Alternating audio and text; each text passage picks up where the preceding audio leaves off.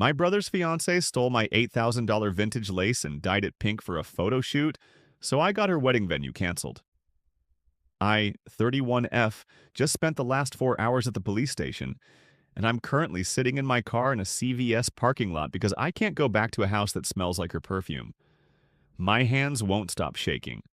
My younger brother, Leo, 26M, is getting married in 2 months. His fiancée, Mia, 26F, is the kind of person who curates her life. She's an aspiring influencer who treats every family dinner like a photo shoot and every conversation like an interview. My parents adore her because she's bubbly, but I've always seen her as a social climber who views people as props. I, conversely, am a restorer of antique textiles. It's niche, painstaking work. My prized possession was my great-grandmother's hand-stitched silk veil from the 1920s. It wasn't just a family heirloom. It was a masterclass in French lace. I've spent years carefully preserving it, and it was appraised at $8,000. Though, to me, it was priceless. It was stored in a climate-controlled box in my home office. Last night, we had a wedding prep dinner at my place. Mia kept dropping hints about how she hadn't found a vintage piece that was worthy of her aesthetic. I told her point blank that my great-grandmother's veil was off limits because it was too fragile for modern wear.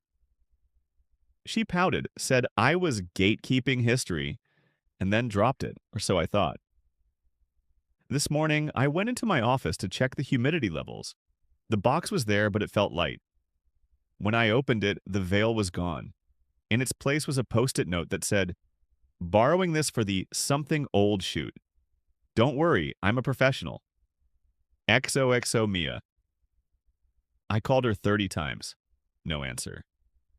I drove to the botanical gardens where I knew she was doing her pre-wedding content creator shoot. I found her. She wasn't just wearing it, she had dyed it.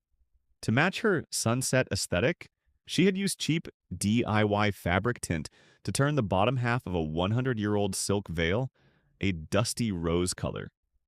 She was also dragging it through the damp grass for movement shots. When I screamed, she actually had the audacity to look annoyed. "Oh my God, OP, stop being so theatrical," she said, waving her gimbal at me. "The white was so washed out on camera. This ombre look is going to trend. I'm basically doing you a favor by making it relevant again." I tried to be the adult. I told her to take it off immediately and that if she paid for a professional restoration, which might not even be possible now, I wouldn't involve the police. She laughed. She actually laughed and told her